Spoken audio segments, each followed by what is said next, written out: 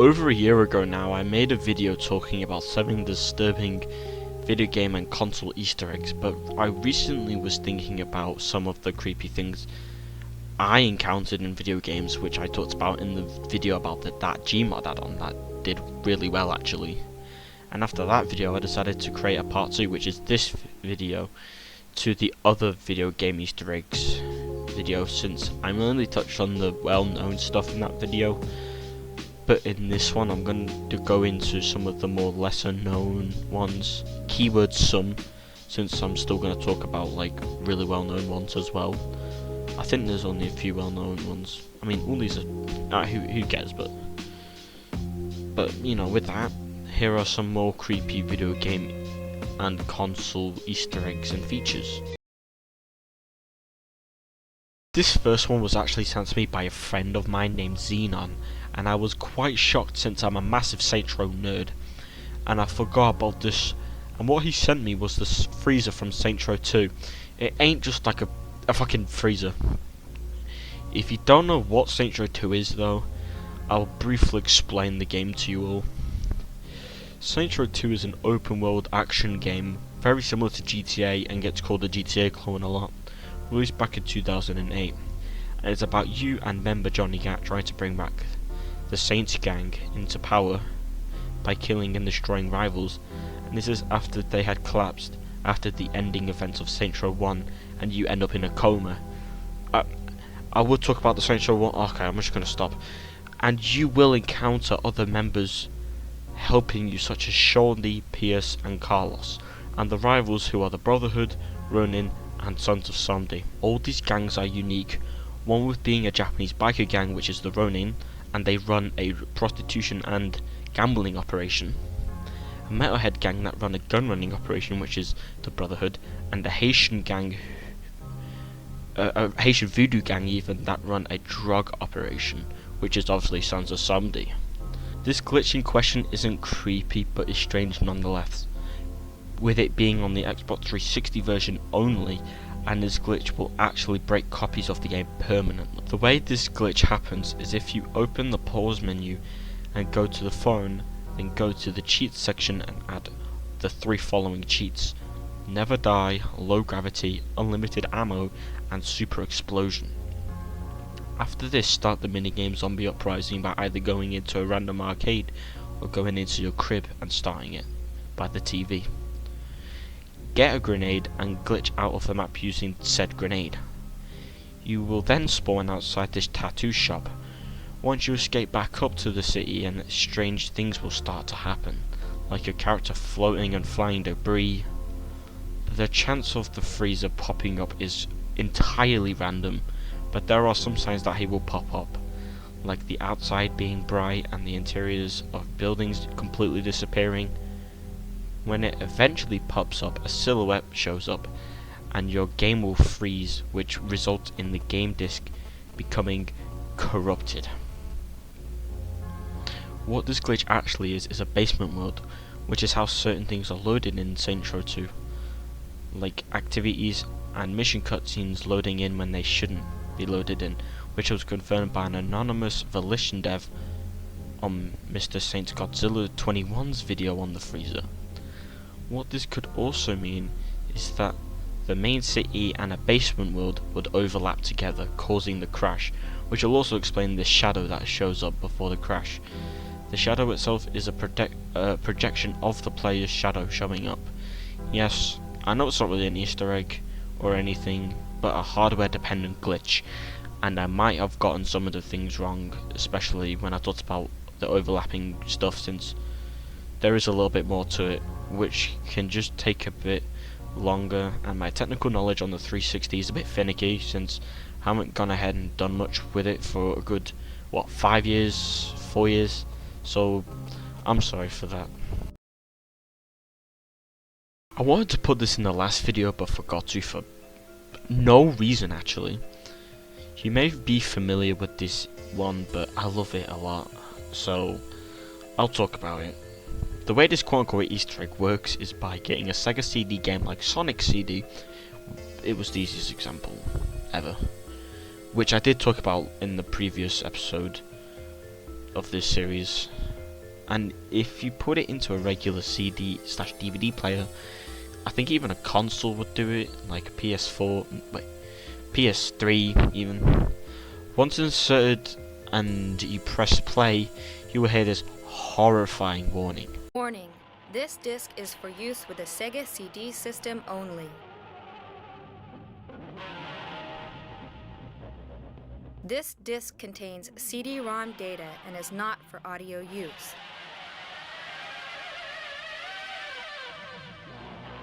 Please press stop on your disc player now.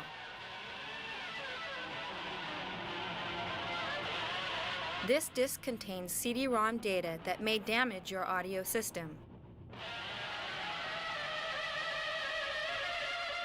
Please stop playing this disc immediately. It is said that the loud, screechy guitar riffs would break the speakers of the device you would listen to this on. At this time, since this warning was designed to be played on CD players from the late 80s and early 1990s that would play digital data like any old CD player from the time, and this meant it would literally blow out the speakers. Nowadays, if you try this on a modern CD player or DVD player, or just anything that uses a disc like a console from the 6th and 7th generation, so yeah, the PS2 and 3, I believe, it would not work, since it would downright refuse to play the track or mute it if it tried. On the surface, both Portal games are fun puzzle games with robots that mostly hate you, unless you're the Space Corps. But if you take a look at the environments, you will find deeper pieces of lore, and one of these pieces are Ratman's dens, in both Portal 1 and 2. For those who don't know, Dog Ratman is a character in both games that isn't seen like at all, but his dens give insight into his mental state and the lies of GLaDOS, who is the big bad in mainly the first game and gets a redemption when Narc in Portal 2. Before Portal 1 though, he was an Aperture scientist who worked for Aperture Science, who was there for GLaDOS's first boot up, and he was the only one who survived since she released deadly neurotoxin, which is the main thing for her to do, by the way, within 2 picoseconds of her activation. What is this, Call of Duty? I mean activation, which is way less than a second. Like, this is like fast. She did this. This is the time it took. A bunch of zeros and a 2. Like, what? With a decimal point as well? Talent, that's all I can say. But according to the comic Portal 2 Lab Rat, he slowly went insane because he stopped taking his schizophrenia medication and started to hide in these dens and lived the rest of his days in them up until Chell showing up, who is the main character of both games. I know there's more to it, but I'm not explaining a huge bunch of the comic. It's a waste of time. The first den can actually be found in Chamber 16 in Portal 1. This is the chamber where the turrets are introduced. But behind this wall is 2 cubes stacked on top of each other, which can be used to kill the 2 turrets. But if you move these cubes and go behind the wall, you will find a lot of writings and drawings. The most common thing you will always see in these dens, other than the tin of beans and broken computers, is the writing which reads, "The cake is a lie." This is the reference to the cake GLaDOS says she will give to the player at the conclusion of testing, and is actually a death trap, which we see in Chamber 19 of Portal 1, which is actually true, like I said, in Chamber 19 of the first game. But, you know, we escape, and we kill her at the end of the game. I know I'll spoil a 17-year-old game, sorry. But we don't see her until Portal 2, which takes place, listen, 20,000 to 50,000 years after the first game. I'm not even joking. It's all because of, like, stasis and stuff, I don't know. In Portal 2 though, the writing seemed a little bit more erratic, a little bit like me right now, since I've just had a can of Monster in the first time in like a long while. Anyways, the writing is a little bit more erratic than the original game, telling us to disregard the compliments the announcer gives to you, which is GLaDOS's replacement until she is reactivated. And also, this is really cool. There is a den in one of the chambers, I can't remember which one, but I think it's the one with the laser cubes and stuff, yada yada yada, with a radio playing near it, playing a real song called Exile Vilify, with this drawing saying the same things and a lyric from the song, I think. A lot of these are random murals that can't be comprehended, and there's some that are downright creepy like this one. And for the last one ever in both games is this one where there is a painting of Chell surrounded by turrets, and apparently you can hear him, but unfortunately that's been debunked as the muffled talking is a part of a track that plays as you look at this paint, like this mural thing. I think it's from Portal 2, the final hours of Portal 2, yeah, that's what it's called. But I can't remember, and I remember seeing it somewhere, so this is just a trust me bro thing. It's still a cool theory nonetheless. I've been wanting to talk about this probably since I started creating horror content, so almost 2 years ago now. And I think I can finally cover it with ease. Even though this part of the script took me about, like, what, a week? Even though it shouldn't. Anyways, this is a glitch or Easter egg from a game known as Utaha no Tatori 2. Wow. I am fluent in Japanese now, apparently, which roughly translates to the Curse of Utaho, and it's a somewhat small RPG Maker game that was only really big in Japan. If you're thinking to yourself that you don't know any RPG Maker games, I'll give you a few examples of more well-known games made with RPG Maker, like Ao Oni, which is like my favourite RPG Maker game, Yume Nikki, Omori, which is probably the most popular one out of all these, Corpse Party, and Mad Father, just to name a few. This glitch, as I'm going to call it, is one of the, if not the most disturbing and well thought out things I've seen in a video game in a while. During a certain part of the game, if you walk under these three things which are called a Tory gate, not Tory as in Boris fucking Johnson, for a random amount of time, Japanese text is shown on the screen which is translated by its rain time, or I don't know, on Reddit to be as follows. Please confirm. Location, date, Utahon no Tatori 2, severing the arm. The data is being damaged. Possibility is, please stop, Utano, I will kill you. Error frame process. Can't really read because it's so garbled. 904239 etc. or etc. If a system error is occurring. Your face around interior 3 is turning / warping. Not sure about this one. The button is courage 33333. I'm not reading all those threes. Confirm brackets GY at symbol A. Utano, no. Shizumi, you are bad. Could be evil as well. Help, help. The writing is undergoing read-in testing 33333. I can't remember what that's called. And after this, the screen goes black, and then just take a look.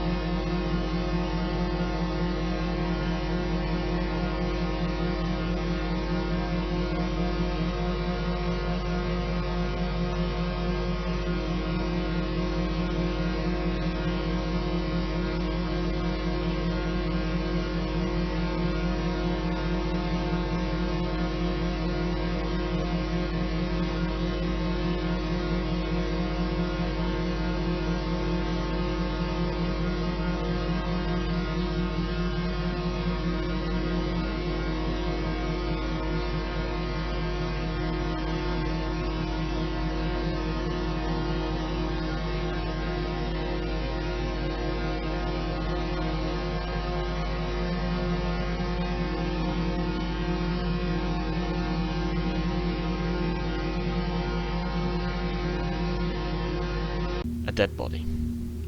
I don't know if this is a real dead body, but remembering from experience with shock sites in the past and just having really bad friends, it's safe to say that it could be, and if it is, then I'm in a little trouble with YouTube. But there have been theories tied to this body, and I will talk about only some of the ones I found truly disturbing. And some of these they're now lost, but I do remember, hand on heart, that I remember seeing a lot of these, because some of these I can't even conjure up. Anyways, the first theory is that this body is the protagonist's mother, since the protagonist's mother is supposedly dead according to the story, and that the body is female, which is true, since it's the canon, I guess, but it hasn't been confirmed that it's the protagonist's mother, and I will get into why none of these theories have been confirmed whatsoever in a little bit. But the second one is that the body is of a child, due to how the muscles in the face are relaxed, which looks similar to a child's face. And I really don't want to confirm this, that, you know, since I really hate looking at dead bodies, especially if there's children. I don't like that. Anyways, what is even weirder though is that the woman in the picture hasn't been identified, like I said earlier, and this is the part I was talking about earlier, and there is no physical way to find out who this person is, because brightening the image does absolutely nothing. Reverse image search just sends you back to all dead body glitch, Utahano Tatari, to stuff, and contacting the creator of the game does not work either, because they are inactive or unfindable. There has been speculation on the woman, and one of the best theories I saw, only because it got me into a new movie, is that the woman is Alice's doppelganger from the movie Lake Mungo, which released in 2008. If you don't know, Lake Mungo has the main character called Alice who has died, and this movie follows her family after her death in a documentary-ish style, and it's also found footage talking about their experiences and seeing what Alice was like before her death. She would talk about her impending doom 7 months before she actually died, and I think it was towards the end of the movie we get to see footage taken from her phone the day that she did die, and there is something in the distance in one of the clips, and as Alice comes closer to it, we can make out a person. Who is this person, you may ask? Alice's doppelganger, which is actually her dead body walking towards her. It's like she was face to face with death, and I find that to be a really cool idea that should be explored a little more. But, you know, back to the game. It's a pretty good theory, sure, but once we get a look at the images of, because in the movie you get other pictures of Alice's body, and that scene in particular, we can just like tell it's not the same in any way, shape or form. It is cool though, since I did find an absolutely horrifying movie, which I'm going to talk about in the future as its own video, probably in some point in 2025. But I have my own speculation on this, which sounds really, really weird, but hear me out. The corpse is actually the slit-mouthed woman. I have a few reasons, but here is my first. This is because of the Torii gates. Since you walked through them disrespectfully, the ghost got to you, I guess. I mean, that's the only way I can describe that. The ghost caught you, got to you, and this is told in Japanese folklore, I believe. And what is slit-mouthed woman? A ghost and a part of Japanese folklore. The second reason is that in the image you can see a mark that appears to be a slit, just like the slit-mouthed woman. If you can't see this, I'll brighten up the image. I know it's a massive stretch, sure, but it was just something I thought of. This last one may not be as cool as the last part of this video about Utahano Tatari 2's dead body glitch, and it's going to be a lot shorter. But in my eyes, this part is as cool if you know about Resident Evil lore. In the demo for the Resident Evil 2 RPD demo, for obviously the remake, which released in around 2019, before the release. I mean, that's how that was. Anyway, if you went outside from the entrance door of the RPD, you can hear a growly voice say "Stars." Take a listen.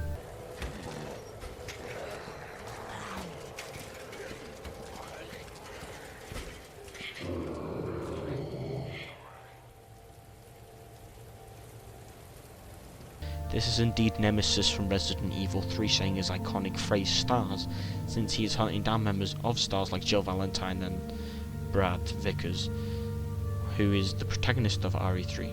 Well, Jill. Brad's just some side guy who dies after like the first God knows how long.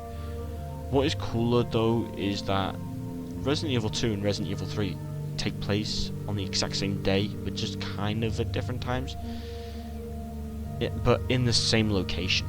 Let me give you an example of this. When Leon Kennedy arrives into Raccoon City in RE2 Remake, Jill is in the hospital after being infected by Nemesis in RE3 Remake. It's a neat detail by Capcom to show that these two games do overlap at times.